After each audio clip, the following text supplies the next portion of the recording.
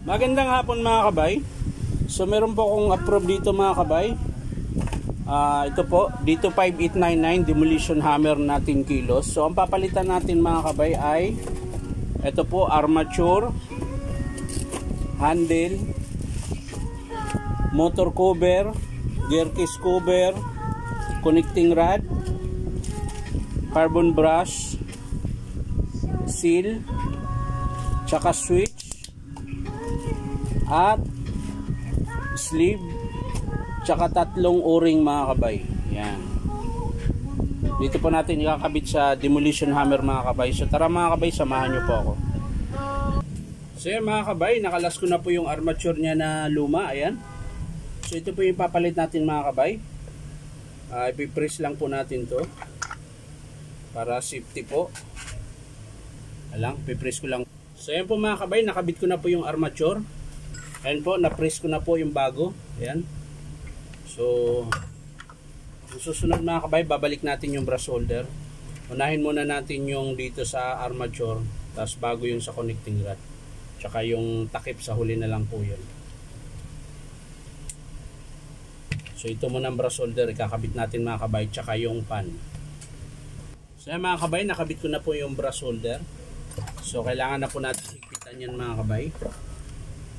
So lalagay natin to.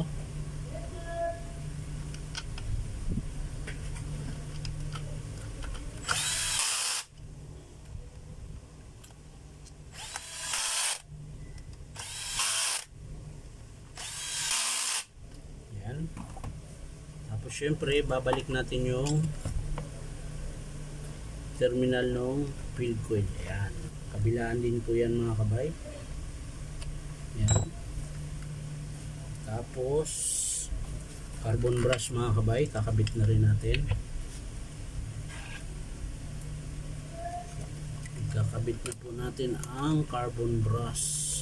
Ito po yung bago mga kabay. Yung dikit.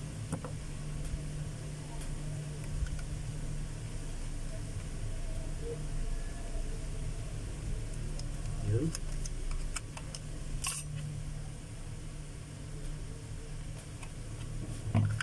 Tapos sa kabila din kailangan natin ikabit.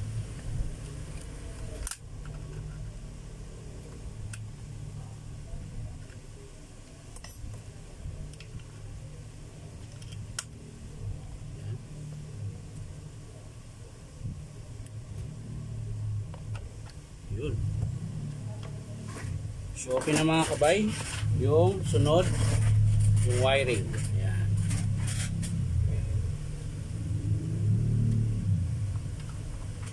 Babalik natin yung wiring.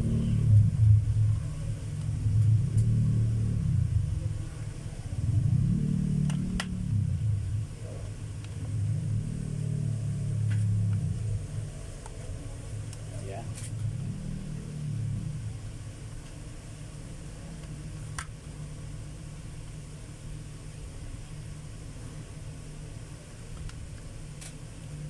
So yan mga kabay, okay na po yung wiring natin. So ang ikakabit natin sunod ay yung pan. Yan. At syempre yung screw nya mga kabay.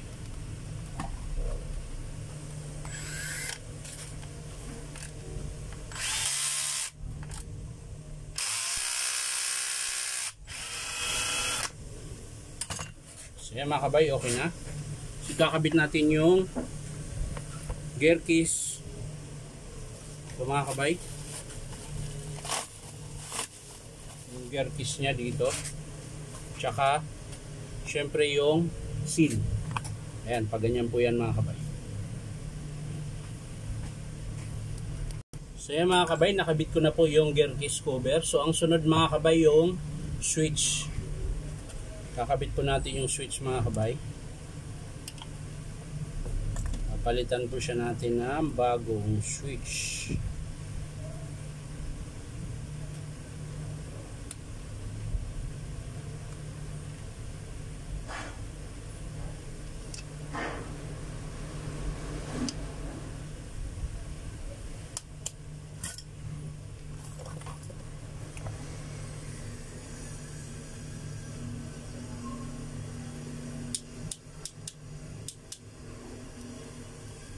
Mga kabay, okay na.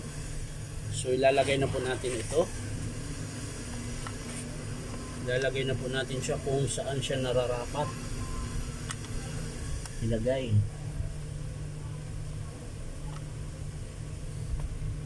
So yan mga kabay, nakabit ko na po yung handle. Ayan. Hindi ko na po pinakita mga kabay kasi madali lang naman eh. Ay no, totornilyo mo lang.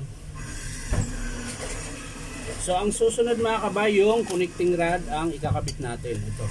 Connecting rod tsaka yung tatlong o-ring. Tapos pinakalas yung motor cover. At tsaka yung sa dulo. Ito lilinisin ko pa ito mga kabay.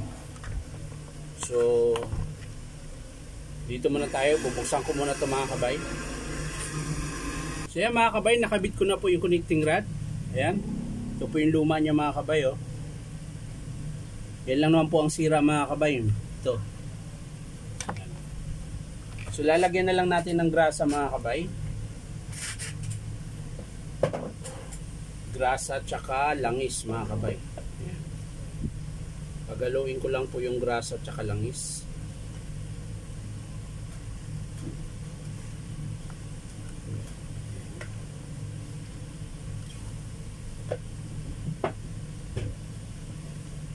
Tapos yung langis mga kabay.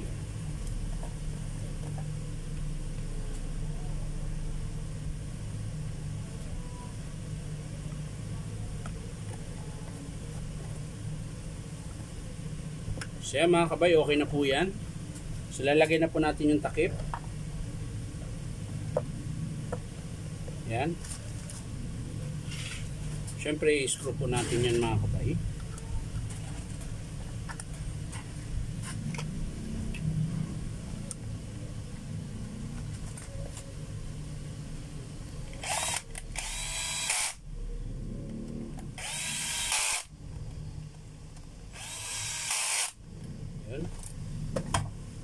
So balik natin yung wiring nya. Ayan. At syempre ilalagay na natin yung takip mga kabay, motor cover. Bago natin isara mga kabay, paandarin muna natin kung gumagana ba mga kabay. So yan mga kabay, nakasaksak na po. Papandarin natin.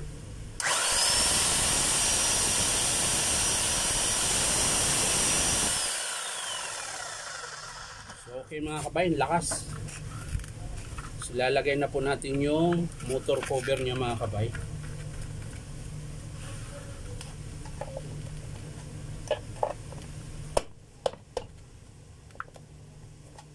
Sumasayad. Okay naman. Bakit may sumasayad? Ayun. Dahil po dito papalit tayo ng cover mga kabay. Ayan. Meron po kasing nakatukod eh. Ito yung sa old model dati mga kabay na merong paa. So papalit tayo. So mga kabay, okay na po. So isasara ko na po ito.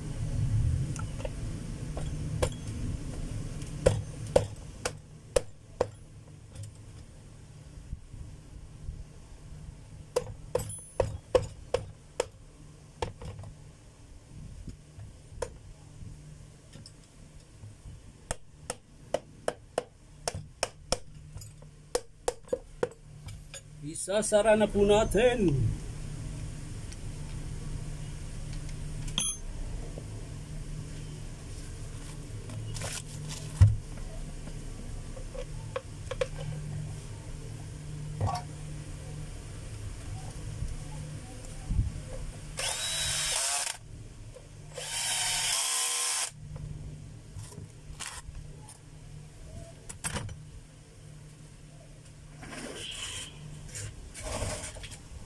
Yan. So mga kabay, paandarin natin ulit.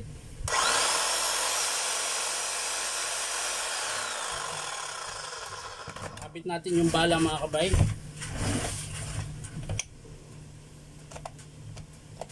Yan.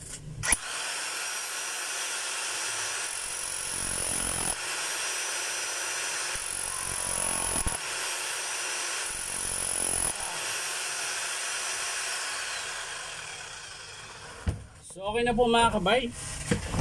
So ito po yung pinalitan natin mga kabay. Armature, connecting rod, sleeve, tsaka switch, tsaka yung o-ring at tsaka seal mga kabay.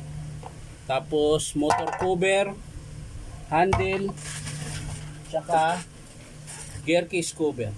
So yan po yung pinalitan natin dito sa dito 5899 na demolition hammer na 5 kilos. So yan lang mga kabay, maraming salamat sa panonood at palike and share na rin po. At syempre, subscribe din po ito aking YouTube account na Inom Tabay. So maraming salamat mga kabay. Bye bye.